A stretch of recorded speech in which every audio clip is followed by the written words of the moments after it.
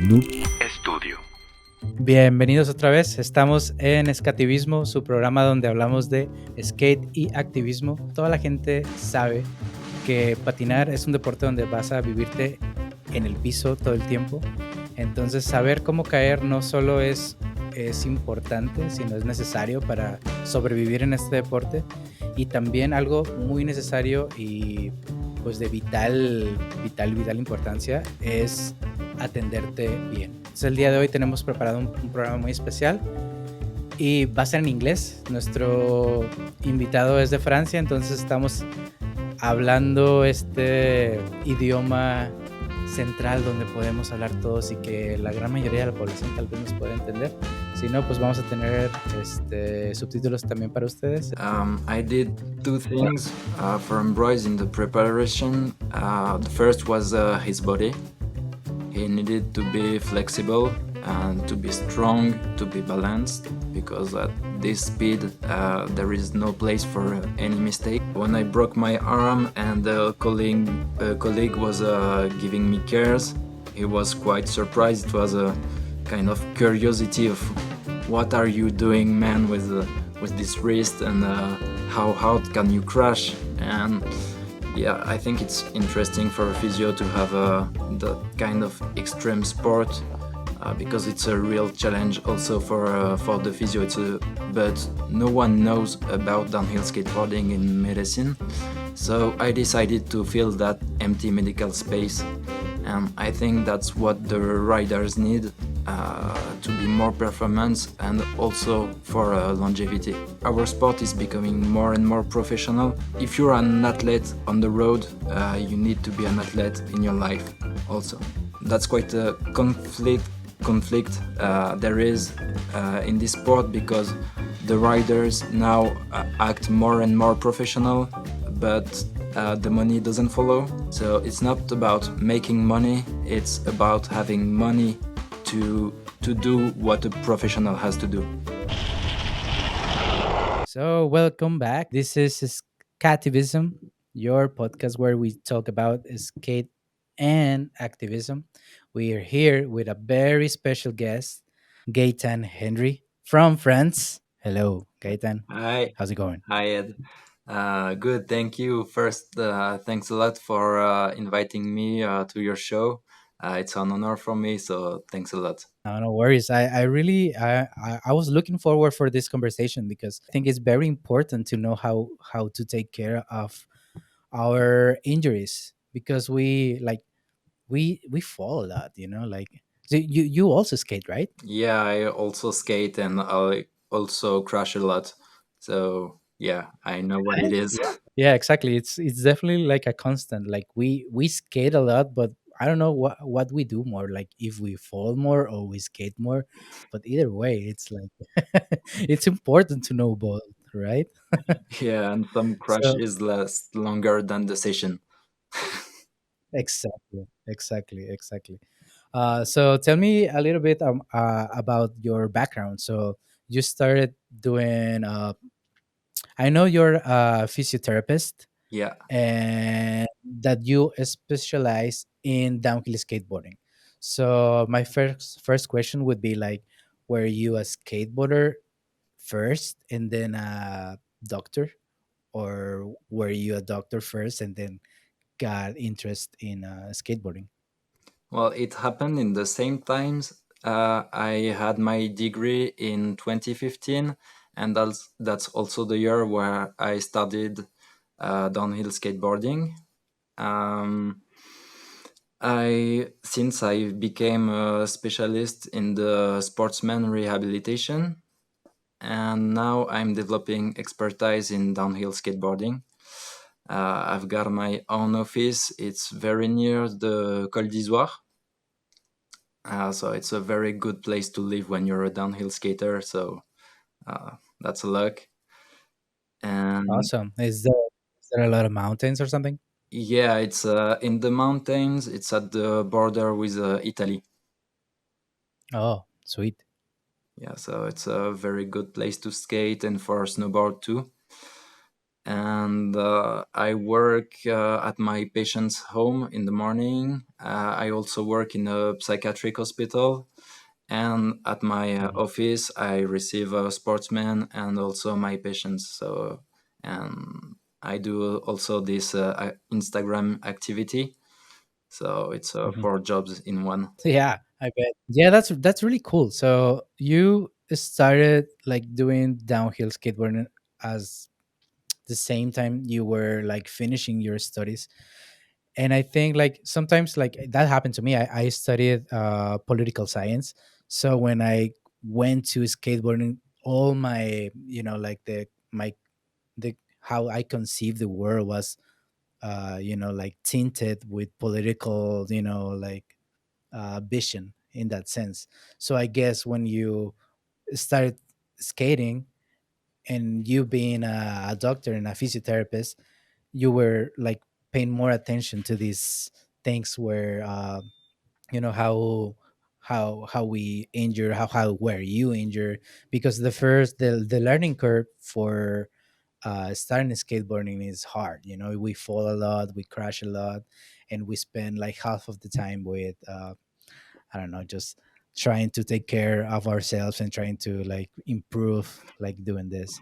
So in that sense, like were you always interested in like developing more abilities or more skills to uh, address pathologies in downhill skateboarding? Yeah, honestly, when I started downhill skateboarding, I just wanted to do that, and I didn't have the eye of physio. I was more a physio in the body of a skater because my first day ever at work was the more massive road rash I've ever had in my life. So I started Oh, like this with a really massive road rash, and it started to I started to get interested into physiotherapy and downhill skateboarding years after, when I saw the level totally explode, with many riders who were very, very good, very fast, and doing huge runs without putting the glove down, and also reaching 100,000 kilometer per hour is normal for many riders, and well, that's not normal in real life, you know. Uh, yeah, of course. Yeah. and in the same time, the gear evolved a lot with precision trucks, where with boards where each centimeter is made for performance, with wheels that are faster, more durable, more grippy, and in the same time, there was an empty medical space uh, for the athletes, because everything was great, but no one knows about downhill skateboarding in medicine. So I decided to fill that empty medical space. And I think that's what the riders need, to be more performance and also for longevity. Yeah, absolutely. And especially just like you said, like as we become like the sport like evolves to this like beast where we reach like warp speeds, and we're going like in some roads like we're going faster than a car. And the injuries are at the same level. Like if you fall at that speed, many things can go wrong, like so many things can go wrong. And yeah, like I had my share of falls and like injuries. And it's always the same question, like from my therapist and like doctors, like what were you doing, like how did this happen, and it's that, like I see that, like I see that empty space you're talking about. Like there's a not only a market, but like the absence of knowledge of how to take care of a body that is like stressing all the time with the pavement. I experienced that when I broke my arm, and a colleague was giving me cares, and he asked me, "What do you need to do with your wrist?" And I showed him what I needed to do, and Mhm. well, uh, he was quite surprised. It was a kind of curiosity of what are you doing, man, with this wrist, and how hard can you crash? And yeah, I think it's interesting for a physio to have that kind of extreme sport, because it's a real challenge also for the physio. It's a challenge first for the patient, but it's also a challenge for the physio to understand, because we have a lot of papers, of book about running, football, rugby, everything, but we have absolutely nothing, no knowledge about the downhill skateboarding. And especially as the sport is like becoming more popular, more people are getting into it, and also skateboarding, like street skateboarding, and it's like very important like to know more about this and like to know how to take care of this. So in the same note, I know you were telling me that you were preparing Ambrose to for him to take to do the to try to attempt the world record of stand up slide. So how was that process? Um, how did you help him like to achieve that? I did two things for Ambroise in the preparation. The first was his body. He needed to be flexible and to be strong, to be balanced, Mhm. and to perfectly know the move he was going to do, because at this speed there is no place for any mistake. So he had Yeah. to trust his body. So we did preparation. I sent him a program, and he did great job with it. And also Mhm. there was a lot of work to do about the mental preparation, uh, because when you invest your body and your time and also money in a great project like this, you want your head to be here when you need it. So we did Yeah. a lot of work on the mental aspect, and it was also very interesting for me because I never did that before. So I read books, took notes and everything, and tried to adapt it to Ambroise and to our sport too, because there is a we can die doing this. So Yeah, absolutely. you have to be ready to not shake when the time is come, because you will have to send it and perfectly, and that's what he did. Yeah, that's actually nuts. Like, like if you think about it, like, yeah, it's really hard to do, like that kind of, it's almost like a stunt, like an action stunt, like from the movies. It's like you're going so fast and you're trying to achieve this, and just like you said, there's no room for error. So what kind of exercises you made him like do, or what? I know there's like a mental and a physical preparation for that. Like, what was the mental like exercises he had to do like to in order to achieve that? It was a lot about knowing himself, Oh, knowing why he wanted to do that, uh, what was the barriers he could have in his head, the yeah, fears he can have too. So it was a lot of talking, and I didn't know Ambroise much, but I think I know him quite good now, because we had conversations about who he was, his life, and what he wanted to do. That's the kind of conversation you don't have with everybody. right. So it was a lot of making him discover who he was and what he wanted to be. So yeah, it was an experience. Yeah. That's really interesting, really really interesting, because I am 100% with you when it comes to like knowing yourself in order to do something. You have to be aware of you, and you have to be aware of your abilities and faculties to perform well and to do anything, basically, like from just your daily life or like life threatening stuff like uh downhill skateboarding or like trying a world record. So you built this program for him like based on like your conversations with him. But what kind of books or what kind of like reading material were you yeah, research it for that? My main book was I don't know the name in English, so Un cancre dans les étoiles, which means a bad student in the star, and it's Okay. written by a guy who trained the French team of swimming, uh, Okay. where France was not performant at all, and this guy came and told them how to deal with failure, how to Right. aim for success and everything. And it's about how we grow as an adult with the system Mhm. we have today, which is not very good to realize himself, uh, Yeah.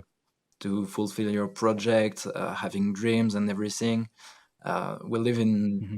a world where everybody has dream, but it's hard to talk about it because everybody will say you're crazy, and that's not the case. Definitely, I feel what you're saying. Actually, like no one can share your vision. Maybe like you are so invested in whatever you're trying to achieve, and you know, just like being conscious of that process of you having an idea and executing it. It's like a world, like between those points. That's really interesting. And how was the physical training for him? Like he had to like do like sit-ups and It, stuff like that. there was a stretching program to improve his mobility and flexibility. There was a strength program too. We worked on Mhm. balance a lot with the eyes closed, because walking with the eyes closed is very important, because when you go very fast, you have that tunnel effect that will have an influence on your vision.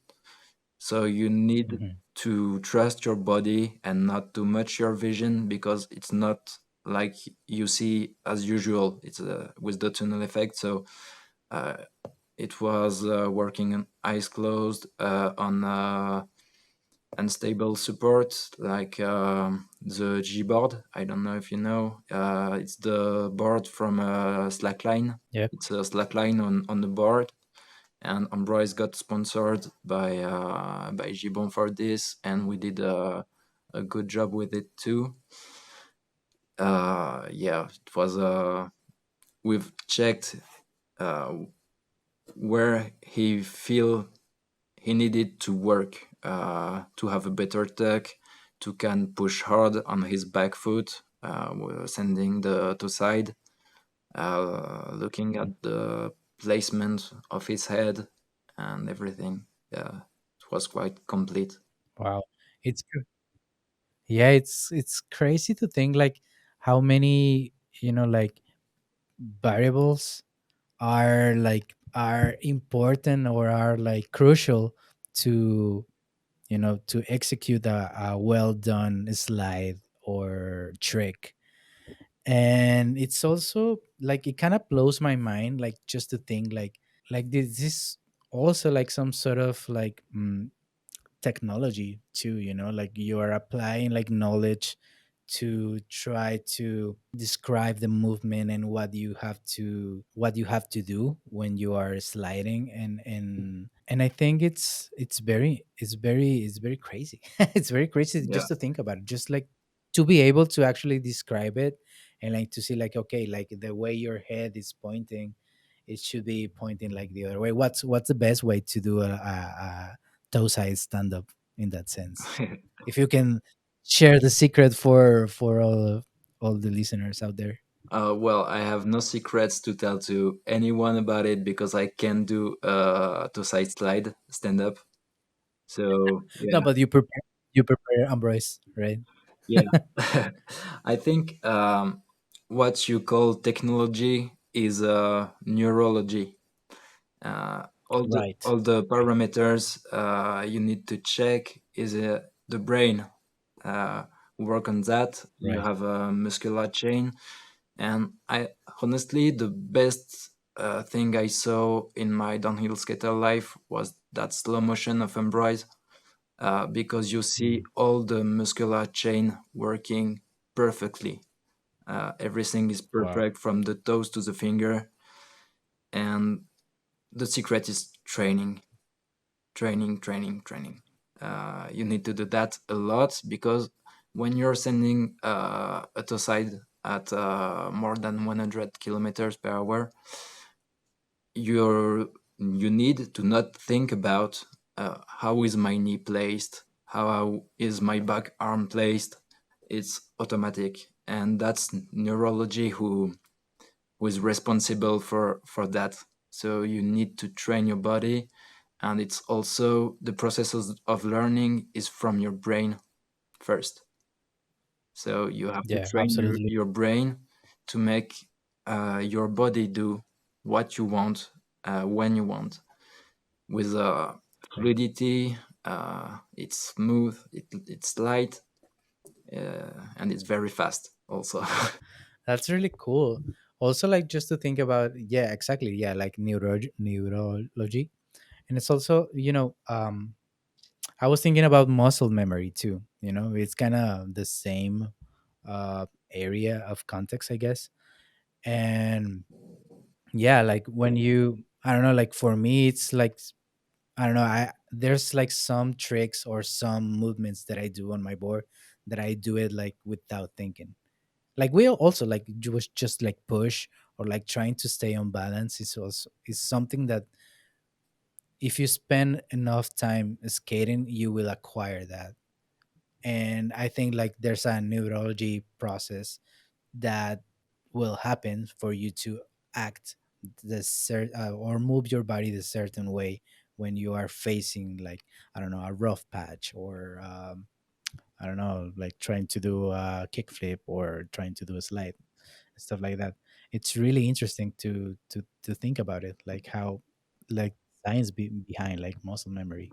Yeah, in fact, in the process of learning a new trick or a new sport or new movement or anything, the first time you will do it, it will take a lot of energy. It won't be efficient, because the way to produce the movement is too long. It's like this, like this, like this. And when you know Right. how it is, it's straight. Yeah, there is no doubt, hesitation. You know how it should be done, and you will directly do what's necessary without all the steps that are bothering the movement. In fact, so yeah, it's a lot of training. Yeah, it's funny you talk about it, because I've got a project for I think it will take years, but there is a technology based on the process of learning to Yeah. make that process much faster. It's about mental imagery, Okay. mentalization. Yeah, you see the Yeah. Yeah. movement in your head, and then there is a technology that sends you low frequency sounds, and this frequency stimulates the motor part of the brain, and the results are for now very good. It's quite a young technology, so I need to see and to learn more about it before I try it. But yeah, that's part of the process, and that's the kind of stuff that can correct moves like monkey toe or things like that quite fast, because we all know how hard it is to change a move when you skate. I do the monkey toe too, and I'm working on it, and it's Mhm. long and it's difficult, because when you're doing a corner session, there is no problem to fix it. But when you're sending it on a real run, yeah, you're a monkey toe anyway. Yeah, exactly. You do whatever it takes to stay on top of the board, right? And Yeah. like to survive.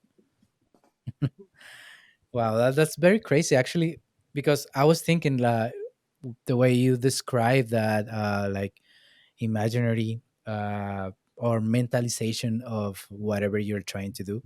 Because back in the day when I was doing races, I remember I watched videos of the whole run, and then I close my eyes and just like try to imagine the whole run, and like how I was going to take all those turns and like all the movements that I was uh, trying to make before, or to go faster and like try to win a hit and stuff. So I think it's very interesting. I never heard of that actually.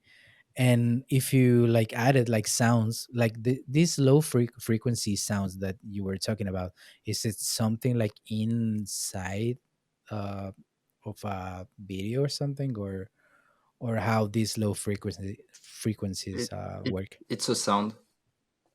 You place It's the sound, you just make a sound. yeah, and it increase uh, the cerebral part of motricity.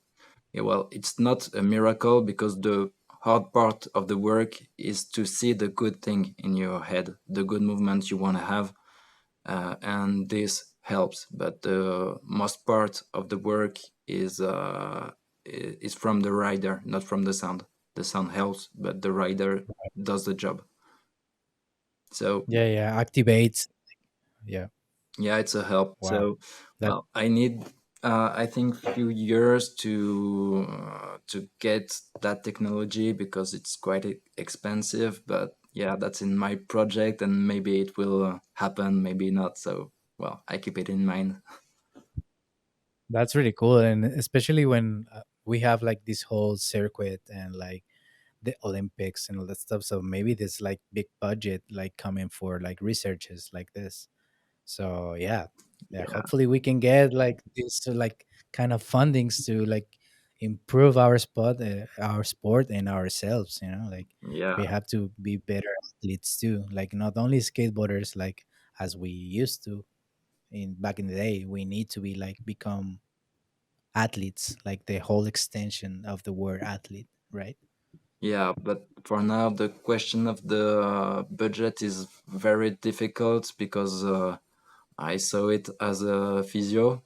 Uh, my one of my main projects is to go on the field, to be with the riders on races, on events, on world records. I don't know anything, but I want to be on the field. So I try to contact WDSC, Hmm. and they said they have no budget to make me come, and that's Hmm. absolutely not a surprise, and I don't blame them for this because our sport doesn't generate money.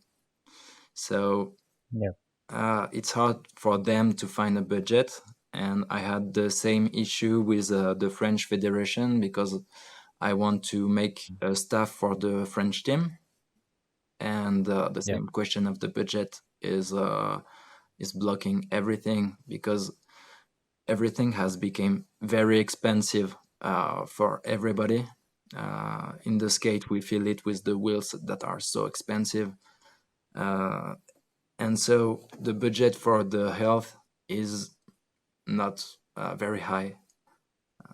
It's hard to. That's yeah, so absolutely. And it's if you think about it, it's kind of like shooting yourself in the foot, you know, because like okay, we have the wheels and we have the gear and everything, but if we don't have like physical preparation and physical care, like what's gonna happen like when you get injured, right? And if you don't like address it the way it's supposed to be addressed, with the same level of importance or relevancy as, you know, like I don't know, like whatever, like buying flights or whatever. It's I don't know. I don't think it's like. kind of, I'm not trying to talk shit about like the whole federation thing, but I think it's something like very important, like to look after the riders too, because they are risking themselves a lot, and if you don't support them with the specialized people that are behind them, like you're just calling like for a, I don't know, like something that maybe cannot be reversed. And like if you're not prepared enough, maybe for a World Cup or whatever, and you go and like crash in a corner, and all of a sudden you are like paralyzed. There's like bigger things in Mm, risk. Yeah, I think this part is not the responsibility of WDSC, because it's the responsibility of the rider to get prepared. Uh, when I talk about going on the field, is being on the start line, and if a guy Mhm. have an issue with his ankle or anything, had a bad crash Yeah. at the previous hit, I need Mm. to tape him, to check he's okay, because when you see a first aid, uh, most of the time there are not doctors, so Yeah. it can be a big interruption on the race, if they think there is something bad, but they don't have the ability to say if it's really bad. Only a doctor can do that, but with the knowledge of a physio, you can see directly if it's broken, if it's bad, or it's okay. It can take much shorter time with a professional on site, and not just first aid. They are very important on the race. We need first aid on race, but sometimes it's just too long, and the rider will go to the hospital, and he have a sprain. So, well, does it worth it to go to the hospital and ruin all the weekend for the guy? We'll have radios. We'll have to pay the bills of the hospital and everything. Well, that's here. They they can do better thing. I think, but Mhm. well, indeed, the problem of the budget will be the central question about it, because if you ask them, of course they want. Yeah, Yeah. that's obvious. They want to, but how do you pay my travel, for example? Because the question is, I was able to go on the WTSC events, but Yeah. I have to pay for my travels, for food, for everything. So if I want to make it to zero at the end of the weekend, the session with me must be expensive. So that's not the idea. Yeah, absolutely. And it's also like, you would be paying for work, Yeah. so you would paying like for like, and on top of that, you're gonna be working. So Yeah. it's, yeah. I'm not an economist, but it doesn't add up. Yeah, I think it doesn't work.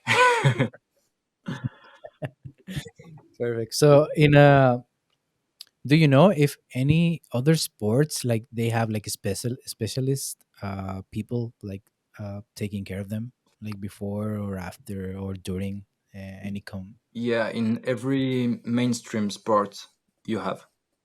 In everything there Okay. are guys who are doing it.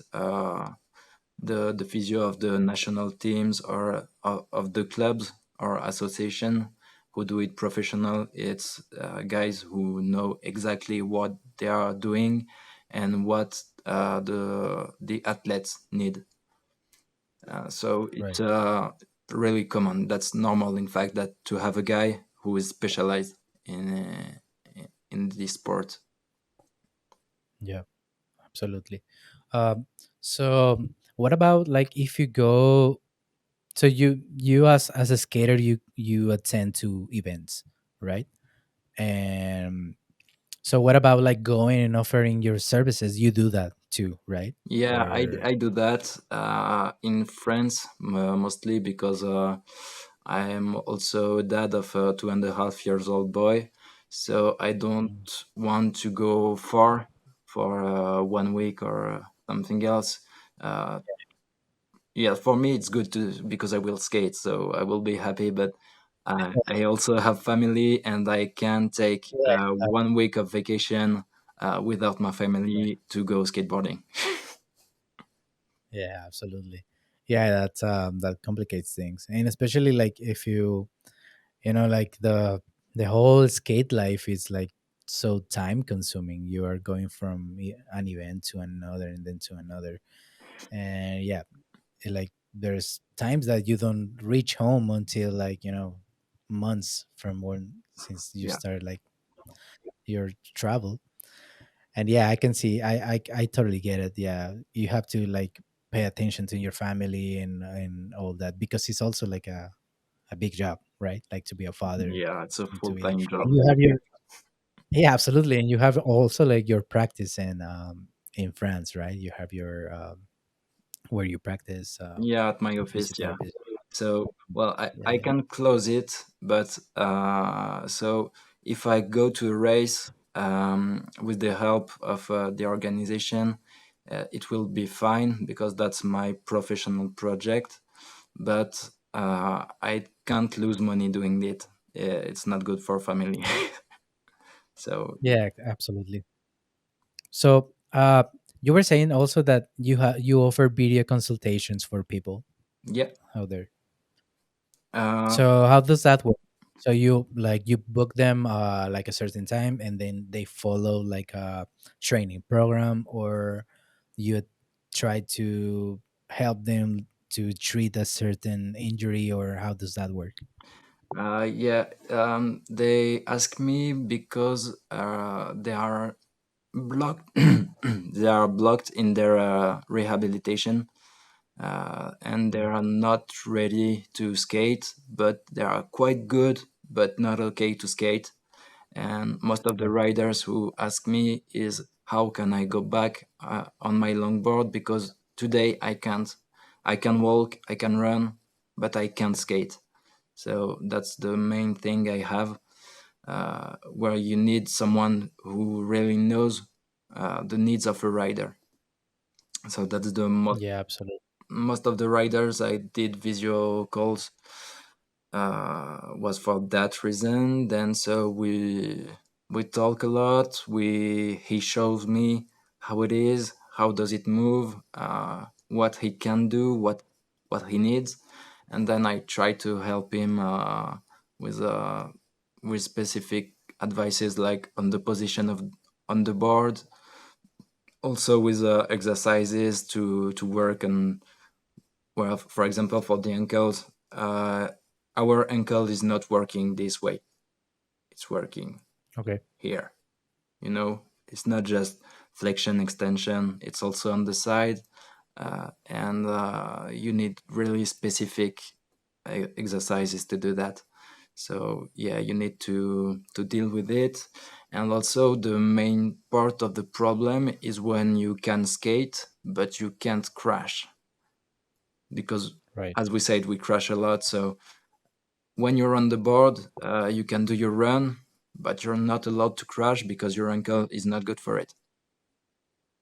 Yeah. So that's the biggest part of the problem is when you're ready to skate and when you're ready to crash, it's not the same.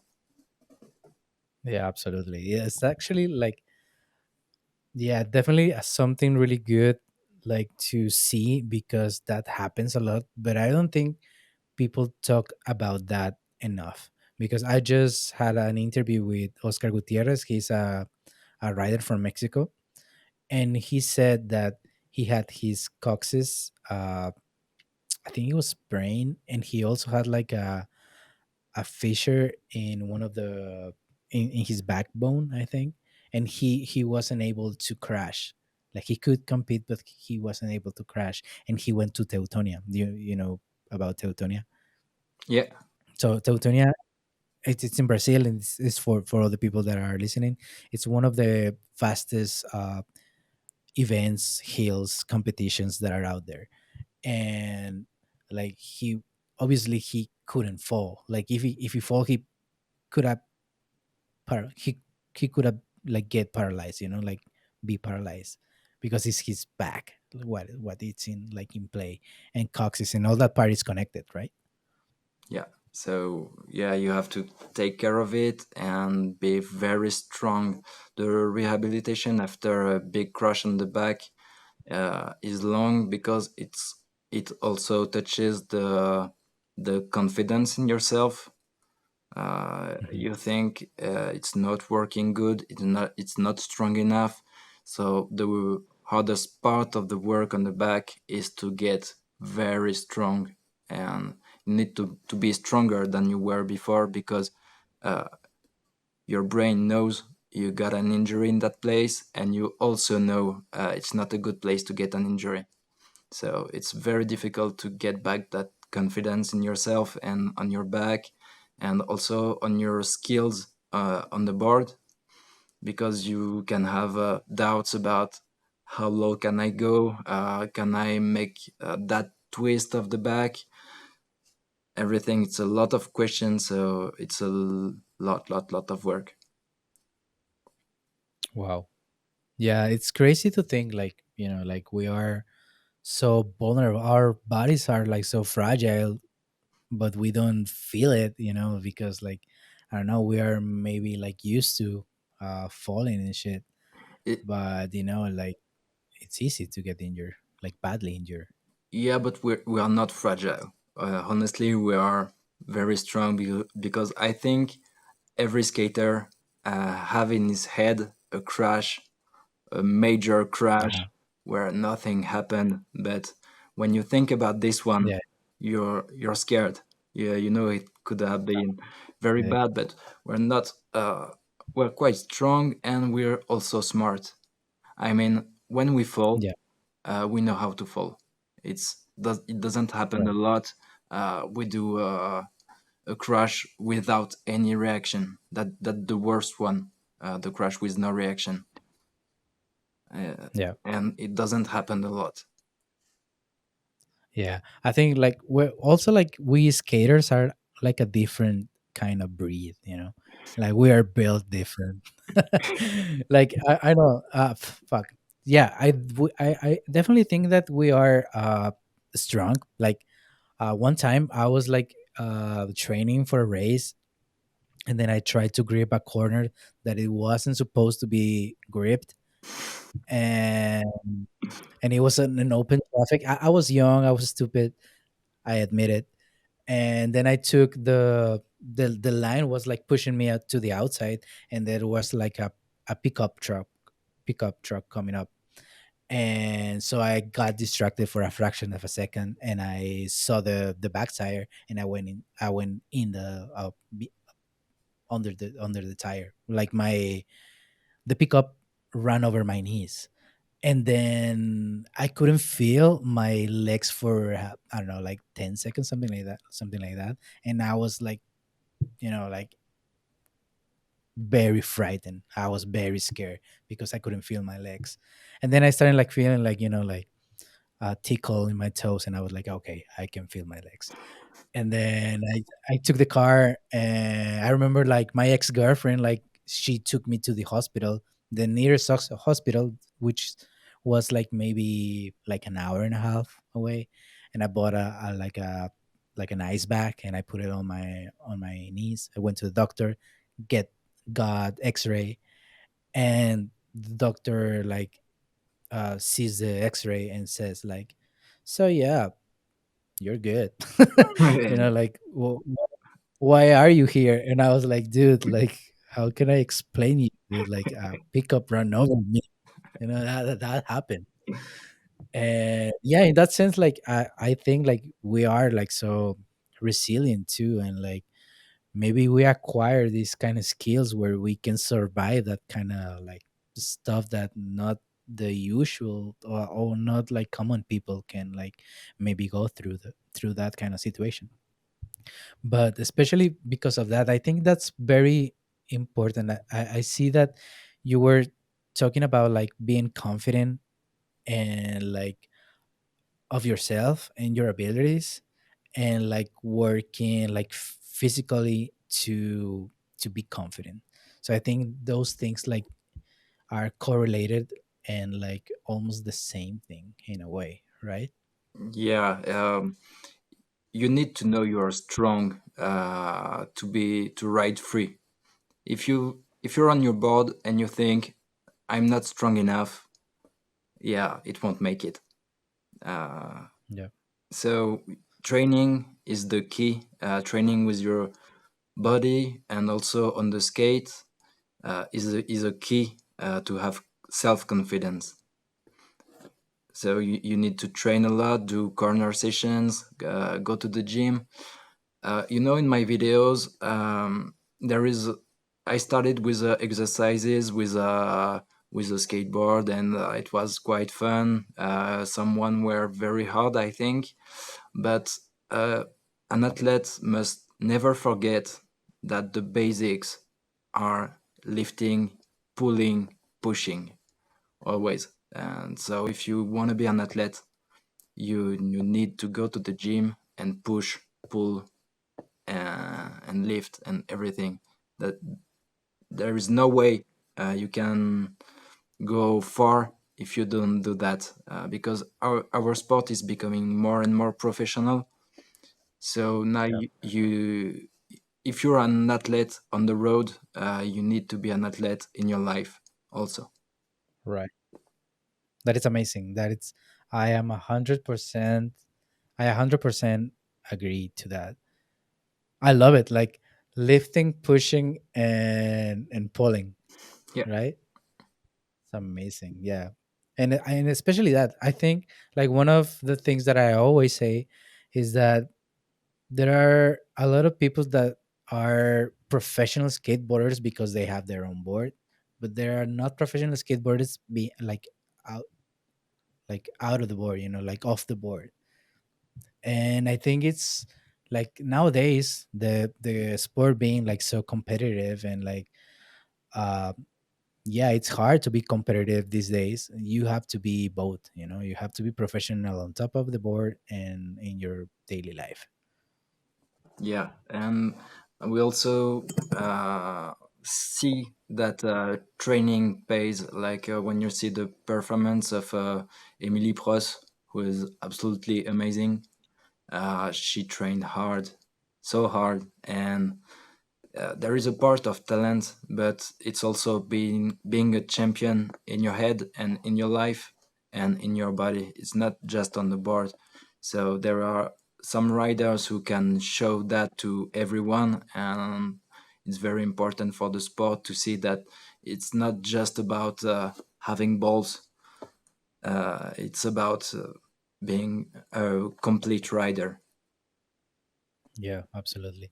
Yeah, I think the level of skill these days, we are way past the balls.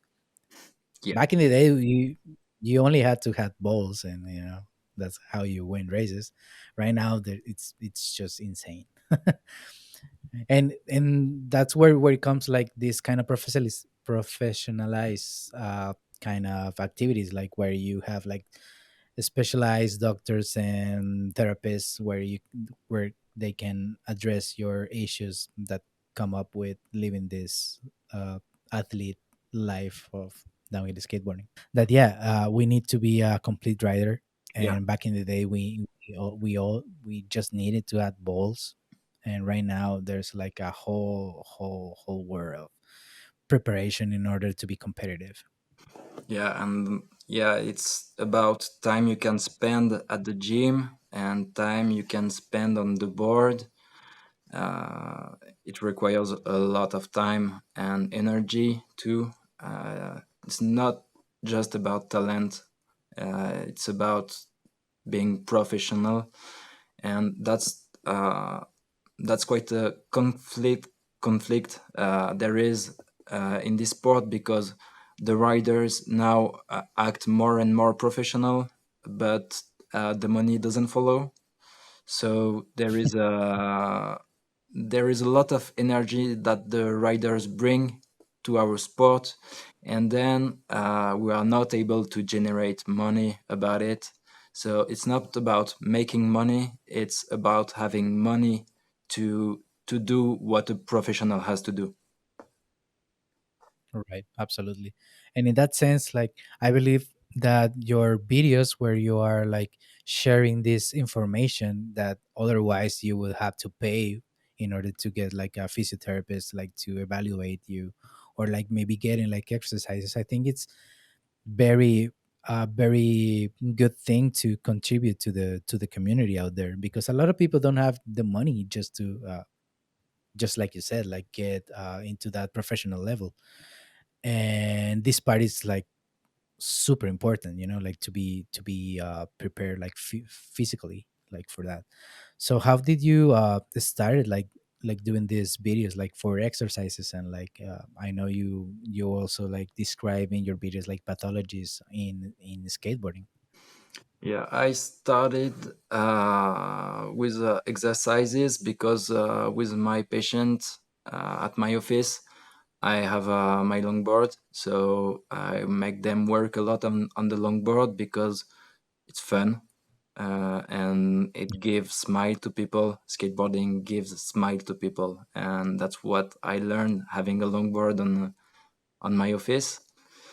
And so I tried new exercises. Then I have maybe 10, 15 exercises with the skateboard. So I said myself, well, what if I show that?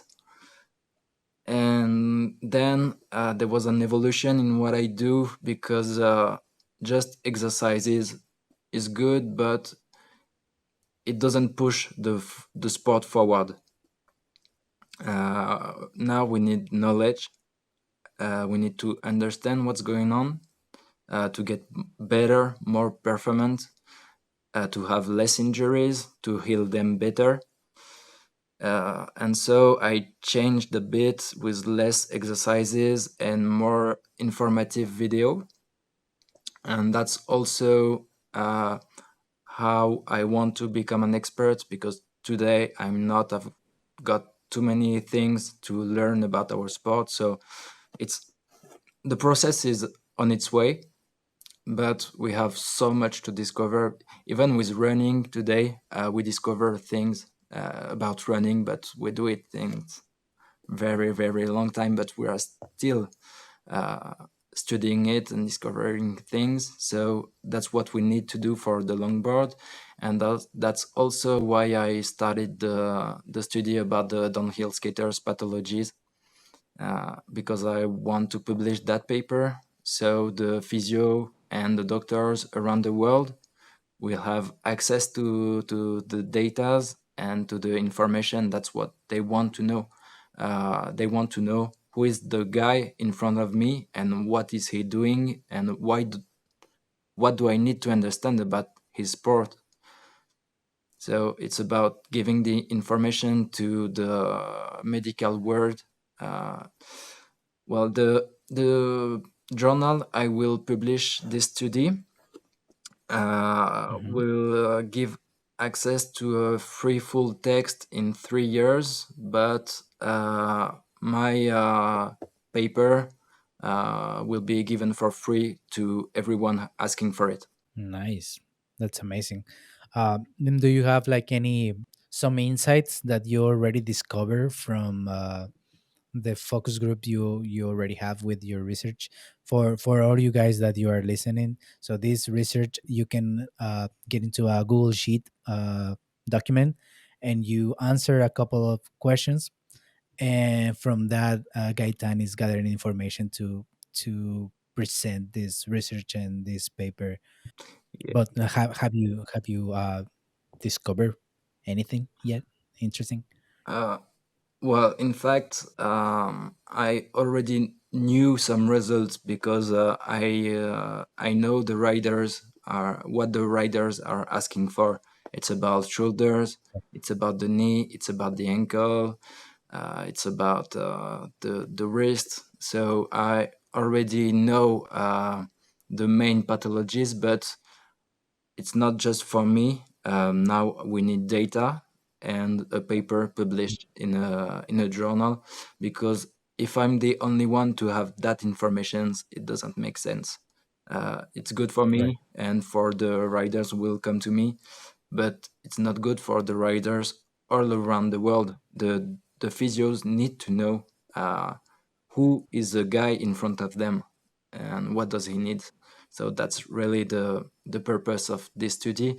And also the other objective is to give motivation to the future physios, doctors, or physical preparation, to when they will get their degree, they will have to publish a paper.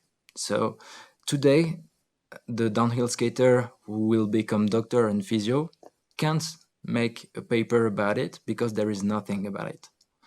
So Wow. they need to have one base, and I can give that base so they can continue the research.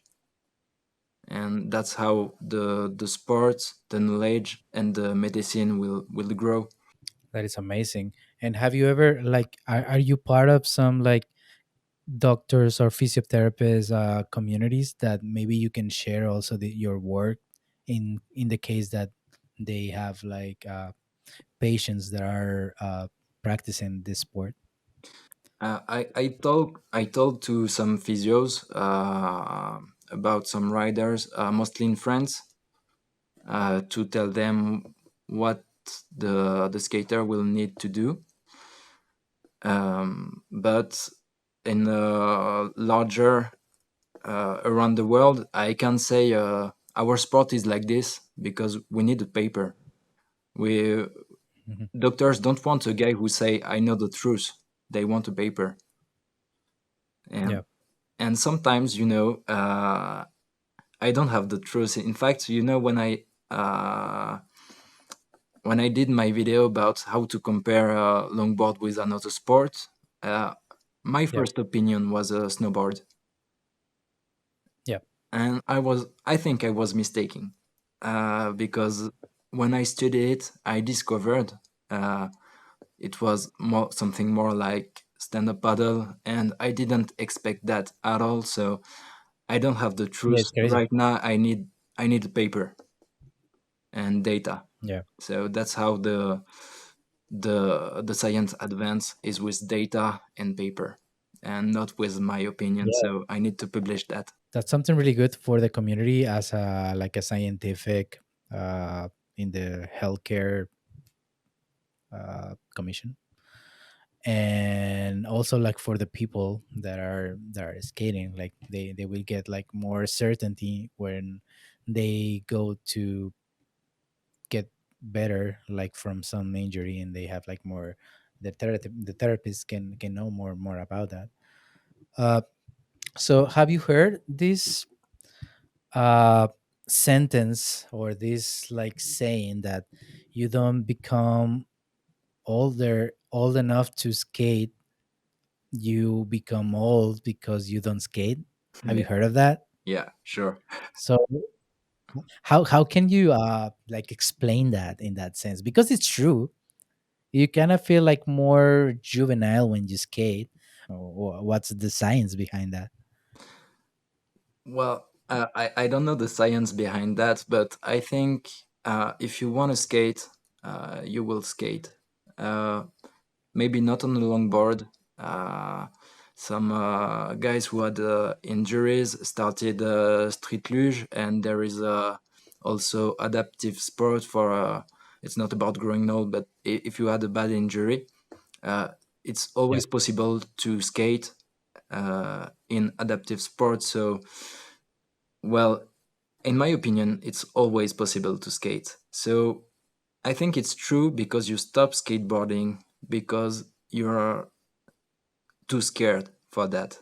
And that's how Yeah. you get all these, when you have too much fear of the injury, of you lack of confidence in yourself. You think you're gonna crash and it will gonna be bad, and that's why you stop. And that's what I call getting old. But it's not about your abilities, because there are many riders who have showed us that if you want, you can. So in we do a sport Yeah. that also has a particularity, that the adaptive riders can ride with the skater. Okay, in when you play basketball, it won't make sense at Yeah. all to have a classic athlete competing with a guy on a wheelchair.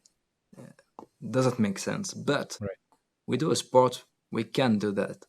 It's not about competition, Mhm. but we can ride together at the same time, doing the same stuff, being at the same speed. So that's quite a luck. And yeah, that's totally true that if you want, you can. You will just adapt the way you're doing it, but you still can skate if you want. So hopeful for people, like a lot of people get like limit themselves like to think that they are not able to do whatever they want to do or they see. And yeah, absolutely. Just like, I don't know, like having more validation than that you can do whatever you want to do and just go for it. It's amazing just to know it, right? Uh, so what's next for you? So I know you're working on your research project. I know you have like your office practice. What's next? What projects are next for you? The professional projects are to go on the field, on the races. That's something I really want to do, and maybe I make a try if it's not possible for WDSC to help me. I will try to go by myself and see what's happening. Maybe I will do that. I also be very happy to work on crazy projects like world records or anything. I can find time for that, and this project will be very interesting. There are so many world records we haven't tried yet, so uh, there is a lot of possibilities in our sport. So yeah, that's the kind of thing I like. And with the experience with Embrace was a personal and professional accomplishment. If even if I'm not the guy with the record. No, it's perfect. But you play a huge part in that to actually be possible. Like I never thought. I mean, I can like think about it like it's also like necessary to be mentally prepared for doing that kind of stuff, but also like having the exercises. I think if I can suggest something for you, like you can like make a video of that, because that's so important.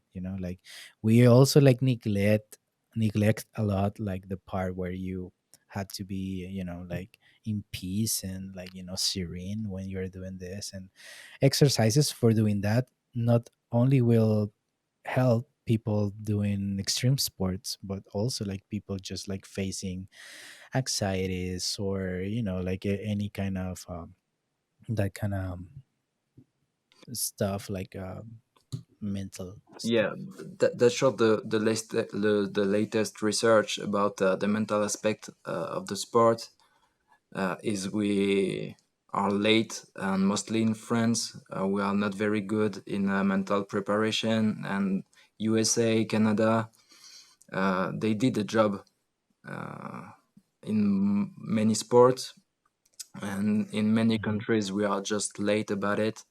But I'm not an expert in mental preparation. Honestly, it was an experience with Embroise, but there are guys who are very good for it. It's their job, and they know it better than me, I think. My part is more the physio part, which I will Yeah. continue posting videos. I want to do more Mhm. protocols for the mostly for the ankle, for the shoulders, because that's what the rider are asking. And most of the time, I do my video with a rider coming to me and t- talk to me about his problem, and then when I give him an answer, and then I will asking to myself, does my answer can have added value for the community? And that's how I start my video. If the answer is yes, I will watch a lot of video, then make the script, then editing and everything. And I spend a lot of time watching, analyzing video. That's the most difficult part, and also finding the good video to put uh, in my video, because I need to show very specific things, and I need the good angle, the good timing, everything. So it's a very hard part of the work to find the video.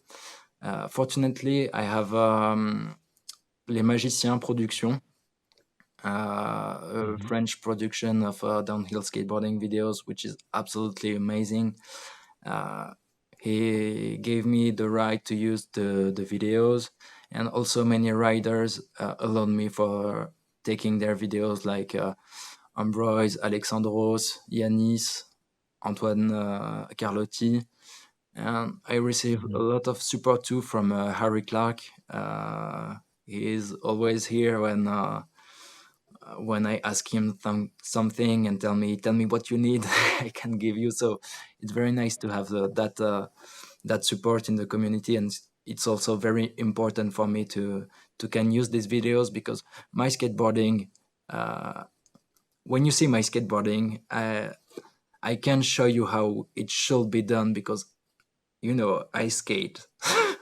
I'm not a pro rider or anything. I just go downhill and do my stuff, and it's not very clean. It's quite good, but yeah, I can't tell you how it should be done when you see me skating. So I have a lot to learn too on my board.